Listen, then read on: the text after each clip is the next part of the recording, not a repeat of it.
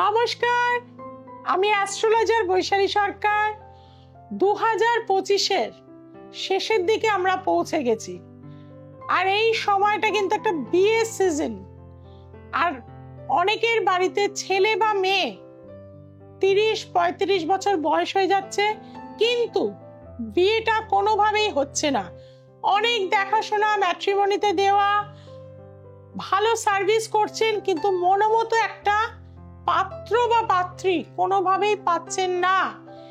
এরকম সমস্যায় আমার যারা অনুষ্ঠান দেখেন, যারা ভিউয়ার্স রয়েছেন, তাদের মধ্যে হয়তো অনেকেরই আছে। কিন্তু এই সমস্যা কিন্তু আমার কাছে বহু মানুষের সমাধানও কিন্তু হয়েছে।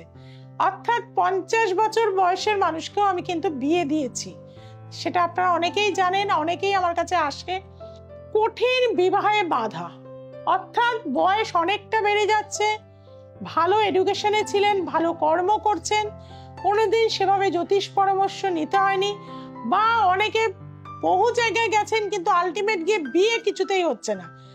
তাদেরকে বলবো যে এই সময়টা কিন্তু বিয়ের কাজ করানোর সময়। কেন বলুন তো? কারণ বৃহস্পতি এখন এক্সল্টেড অবস্থায় রয়েছে। বৃহস্পতি বিবাহের কিন্তু একটা কারক গ্রহ, অর্থাৎ বৃহস্পতি যদি আপনার সপ্তম ভাবে দৃষ্টি দেয়, পঞ্চম ভাবে দৃষ্টি দেয়, দ্বিতীয় ভাবে দৃষ্টি দেয়, বা আপনার লগ্নকেও দৃষ্টি দেয়, তাহলে কিন্তু আপনার জীবনে, বা সপ্তমে যদি অবস্থান করে, সপ্তম পতিকেও যদি বৃহস্পতি দৃষ্টি দেয়, তাহলে কিন্তু বিবাহ কিন্তু সেই সময় যোগ থাকে। কিন্তু অনেকেই অনেক কিছু পড়ে থাকেন, নানা রকম স্টোন পরে ফেলছেন, নানা রকম কবচ পরে ফেলছেন, কিন্তু সমস্যা সেই সমস্যাতেই রয়েছে।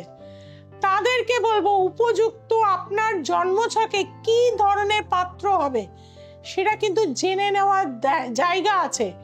অনেক ক্ষেত্রে অনেক মেয়েকে দেখেছি যে আমি সুপুরুষ হ্যান্ডসাম ছাড়া করব না, অথচ তার দেখা যাচ্ছে কেতু সপ্তমে বসে, কেতু রয়েছে বুধের স্টারে, তার দেখতে কি করে সুন্দর হবে পাত্র। কাজেই আপনার জন্মছকে পাত্র কেমন, কিরম দেখতে, কোন দিকে বাড়ি, কোন প্রফেশনে থাকবে, এই সমস্ত কিছু কিন্তু আমি একটা গাইডলাইন মানুষকে করে দিই। তার সাথে সাথে স্পেসিফিক টাইম দিয়ে দিই যে এই টাইমে বা এই দিনে আপনি একদিন, এবং সেখান থেকেই দেখা যায় তাদের বিয়ে হয়ে যায়। কাজেই সঠিক হোরাকে কাজে লাগাতে হয়, সঠিক তিথিকে কাজে লাগাতে হয়, সঠিক দশা, অন্তর্দশা, প্রত্যন্ত দশাকে কাজে সঠিকভাবে লাগালে তবে গিয়ে বিয়েটা কিন্তু ঠিক হয়ে যায়, এবং বিয়েটা হয়েও যায়। তার জন্য কি করতে হয়? একবার আমার কাছে আসতে হয়। আর একটা জিনিস আমি কিছু টিপসও দিয়ে রাখছি, যাদের অনেক দিন ধরে বিয়ের চেষ্টা করছেন, অনেকে অনেক কিছু বলেছে কিন্তু বিয়েটা হয়নি, তাদেরকে বলবো যাদের বিয়ে আসছে, কারণ সামনেই অগ্রহায়ণ মাস, বিয়ের মাস, আপনার বন্ধু বান্ধব, মামাতো বোন, মাস্তুতো বোন, পিস্তুতো বোন, অনেকেরই হয়তো বিয়ে হবে, সেখানে আপনি যাবেন। তাদের গায়ে হলুদে যে হলুদটা লাগায়, সেই হলুদটা দেখবেন টপ টপ করে নিচে পড়ে যায়। কিছুটা হলুদ সেই মেয়েটি বা ছেলেটির গায়ে লাগানো কুড়িয়ে নেবেন কাউকে না জানিয়ে, এবং সেটি একটি কাগজের মধ্যে মুড়ে রেখে দেবেন, শুকনো হয়ে যাবে।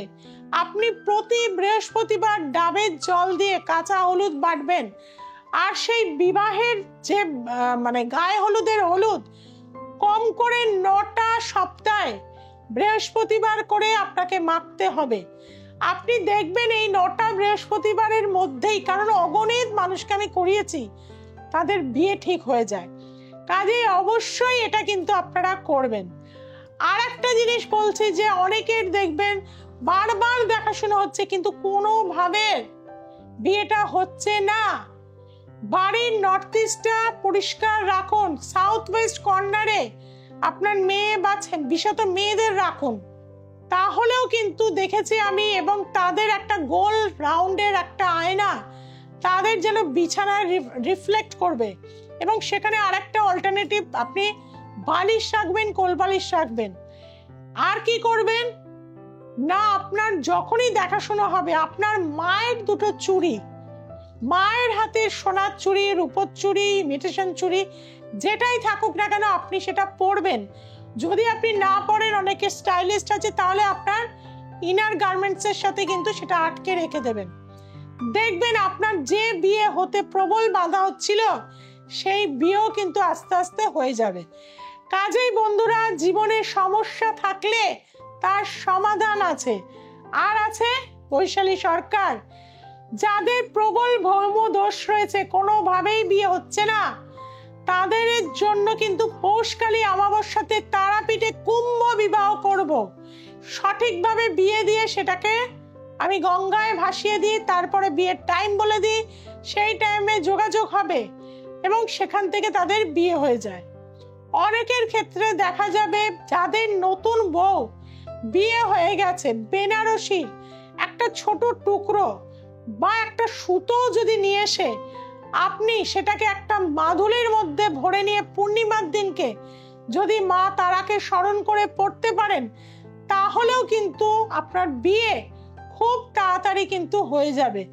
কাজেই সমস্যা থাকলে সমাধান আছে, আর তন্ত্রক্রিয়ার মাধ্যমে অবশ্যই সমাধান, চ্যালেঞ্জ গ্যারান্টি নিয়ে আমি করে থাকি। যারা খুব কঠিন সমস্যায় রয়েছেন, বিশেষত বিবাহ নিয়ে, বা একবার বিয়ে হয়েছিল বিয়ে ভেঙে গেছে, তাদের ক্ষেত্রেও দ্বিতীয় বিবাহটা যাতে সঠিকভাবে হয়, লাইফে সাকসেস পান, তার জন্য কিন্তু একবার আমার কাছে আসতে হবে। নিচে যে ফোন নাম্বার যাচ্ছে সেখানে যোগাযোগ করে নিন। দ্য এসেন্স অফ অ্যাস্ট্রোলজিকে সোমবার, মঙ্গলবার, শুক্রবার এবং রবিবার দেখতে কিন্তু রাত্রি 9টায় ভুলবেন না। চ্যানেলটিকে সাবস্ক্রাইব করুন, প্রচুর মানুষের কাছে শেয়ার করুন। আপনারা লাইক শেয়ার যত বেশি করবেন, আপনারা যারা আমার কাছে দেখাতে আসবেন সেটা যদি আমাকে দেখান যে আপনি শেয়ার করেছেন, আপনার যে রেমেডি হবে তার থেকে 10% কম হয়ে যাবে। আর কলকাতার বিস্তীর্ণ অঞ্চলে আমার চেম্বার আছে, হাতিবাগান, রাজারহাট, ব্যারাকপুর, গড়িয়াহাট, হাওড়া, বেহালা, এছাড়াও বর্ধমান, দুর্গাপুর এবং নর্থ বেঙ্গলে শিলিগুড়ি, মালদা, বহরমপুরে আমাকে পাচ্ছেন। যার যেখানে সুবিধা অবশ্যই নাম লেখান 6290513152, আরেকটি নাম্বার 8697339671। আজকে এই পর্যন্ত। নেক্সট এপিসোড খুব ইন্টারেস্টিং থাকছে, চোখ রাখুন দ্য এসেন্স অফ অ্যাস্ট্রোলজিতে। জয় তারা, জয় মা তারা, জয় জয় তারা, হর হর মহাদেব।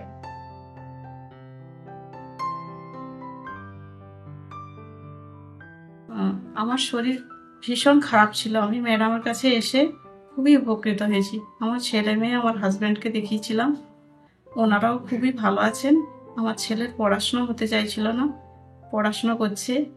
মেয়ের ক্যারিয়ারের জন্য এসেছিলাম, ও অনেকটা ক্যারিয়ারের দিকে এগোচ্ছে ভালো কাজ নিয়ে। আপনারা আসুন, ম্যাডামকে বিশ্বাস করে আসুন, ফল পাবেন।